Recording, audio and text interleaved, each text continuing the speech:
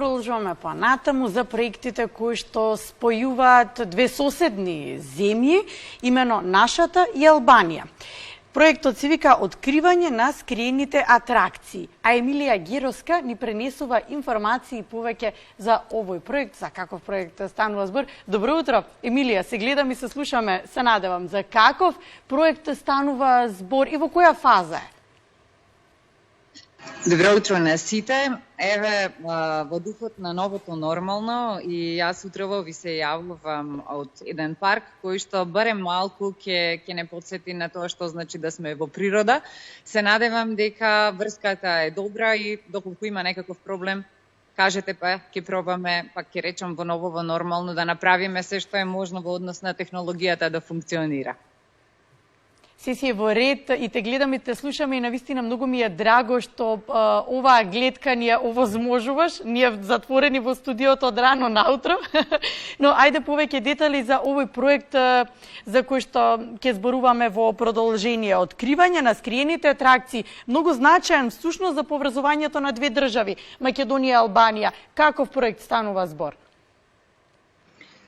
Овој проект всушност е една слика на она што е светски тренд, а тоа е патувањата да имаат повеќе содржини, повеќе активности, односно туристот да не се чувствува дека оди на изложба на која што има претходно подготвени нешта кои што треба да ги види, нели, споменици и слично, туку едноставно самиот да открива, да биде поврзан со средината која што ја посетува.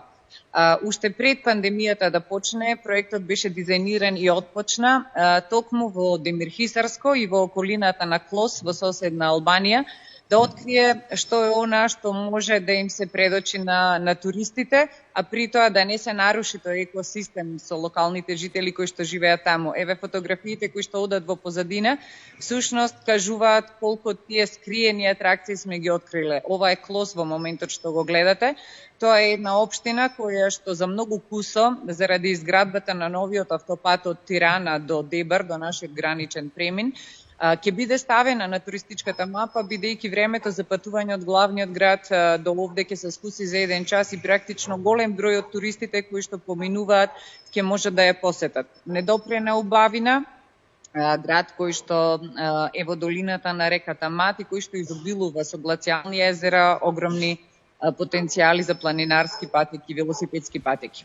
Ова што во моментов одипа, односно одеше, е всушност делот од Демирхисарско, каде што во селото Слоештица, еве баш сега ова што се гледа, еден стар запуштен, би рекла, културен дом во центарот на селото ќе биде трансформиран во културно-рекреативен, односно центар во кој што ќе може истовремено и да се сместат гости, да се одржуваат разни настани на отворено и внатре, и можеби најважното ќе се направи една спомен соба на великанот на македонскиот збор Петрема Андреевски. Значи, со еден збор, се она што постои како потенцијал го претвораме во туристички производ и тоа е целта практично на проектот, да задре во места кои што не се познати, кои што се уште не се комерцијализирани, а можат да го следат светскиот тренд кој што вели нудете автентични локални искуства со цел на туристот да им дадете и нови информации, нови знаења, нови доживувања, а не само патувања. Ние имаме скриени убавини по оваа наша преубава Македонија. Многу ми е драго што тие такви места кои што многумина не ги знаат, еве прв пат ги слушаат, дека ќе заживеат. А она што имавме можност да го видиме како инвестиција, кога ќе биде готов производ за туристите? Па сигурно забележувате, фотографиите се од пред неколку месеци, сега веќе е многу пораззеленето во Слоештица. За многу кусо, 2 најдоцна до 3 месеца, сето ова ќе биде готово од аспект на инфраструктура. Истовремено да напоменам дека додека ние го реновираме културниот дом во Слоештица во еден мултифункционален центар, во Клос во Албанија се гради сосема нов музеј. Тоа е едно подрачје кое што во минатото беше на една од патиштата на делот од патот Вија Игнација и сосема носи многу историја. Меѓутоа пак за жал заради поновата историја на Албанија многу од тие споменици беа разрушени и незачувани. Со други зборови, во овој музеј ќе поместиме дел од артефактите кои што постојат и кои што говорат за богатата историја на Клос и очекуваме дека тој музеј практично ќе биде и една нова туристичка атракција затоа што е врзан во една мала туристичка зона каде што се поместени и други природни, културни и историски споменици. Откако овие два инфраструктурни објекти ќе бидат готови, практично ќе имаме простор каде ќе ги сместиме гостите и од каде што ќе им почне тоа дводневно или тродневно патување, кое што е и крајниот производ на овој проект, односно нашата цел е да најголемото богатство, односно вистинските скриени атракции на овие две подрачја, тоа се луѓето, да ги поврземе во она што значи 2 земји, едно патување. Значи, нашите луѓе од Демирхисарско и луѓето од Клос, кои што нудат секакви услуги, еве како оваа домакинка која што готви превкусни, нели, локални специјалитети, планинарски друштва кои што нудат планинарење, јавење на коњи низ шумите, офроуд, джип авентури до глацијалните езера на Балџат.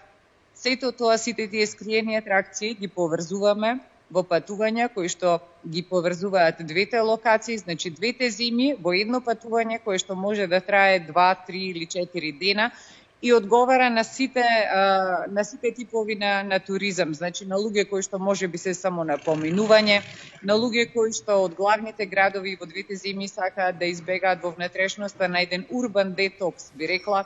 Сите сме во потрага по таков еден детокс во последно време, а уште повеќе тоа е потенцирано заради ограниченоста на нашето движење.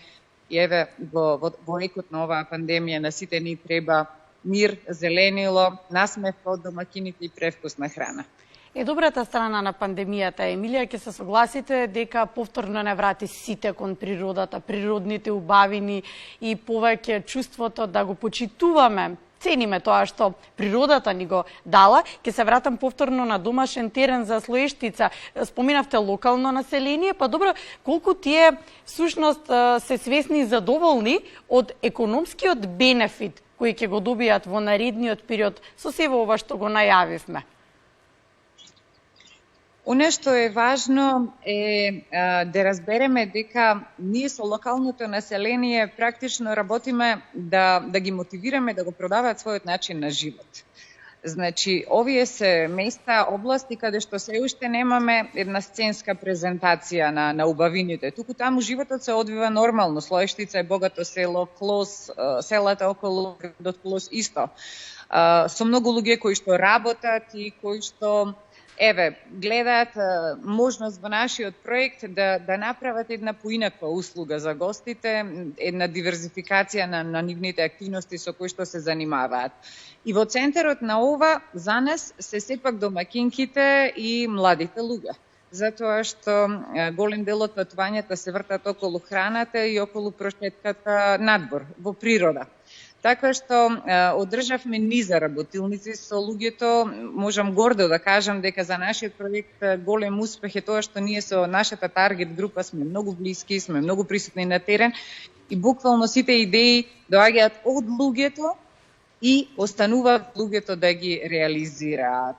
Така што секоја една фамилија, секој едно семејство кога ќе го отвори својот дом, ќе смести туристи, истите убаво ќе ги пречека и ќе обезбеди за нив храна и кога ќе добие финансиски надомест за тоа, верувајте, навистина го чувствуваат целиот потенцијал на овој тип рурален авантуристички туризам, затоа што по некои проценки на ATTA единствено од овој тип на туризам, дури 66% од купниот трошок на туристот останува во локалното население.